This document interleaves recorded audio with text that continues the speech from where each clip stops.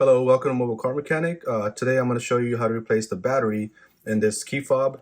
This key fob is for a 2022 Honda Passport, but this also applies to 2019 to 2024 Honda Passports. So let's get to it. So the first step would be to release the emergency key, which is down here. That can be done by pressing on this button first and then sliding out the emergency key. The next step would be to open up this case. I prefer to use the key to pop open this case. There's a space between these two spots here, and the emergency key goes right perfectly between there, and you can press up on one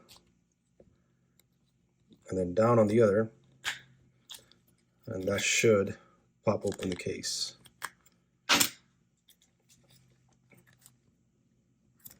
Oh, maybe it didn't pop open from here.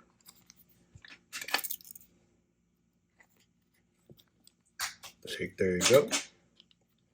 And it's recommended, I suggest, to keep the buttons facing down, because when you open up the key, there might be a chance that something might pop out and then you don't want to lose the buttons.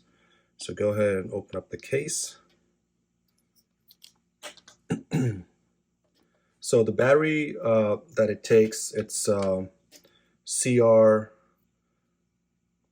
2032. I'm using this brand. I'll put the link in the description. But the one that it comes with originally is the Panasonic brand. So the next step is to remove this battery. I'm using a flat tip to pop open this battery. You could do it with your fingers, but it's up to you. I'm going to use this and hopefully make things a little bit easier.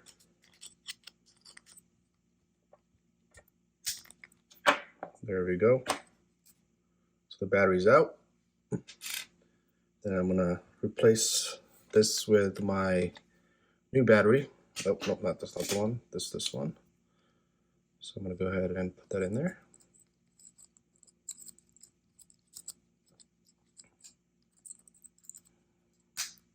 There we go. All right, I'm going to go ahead and put the case back on.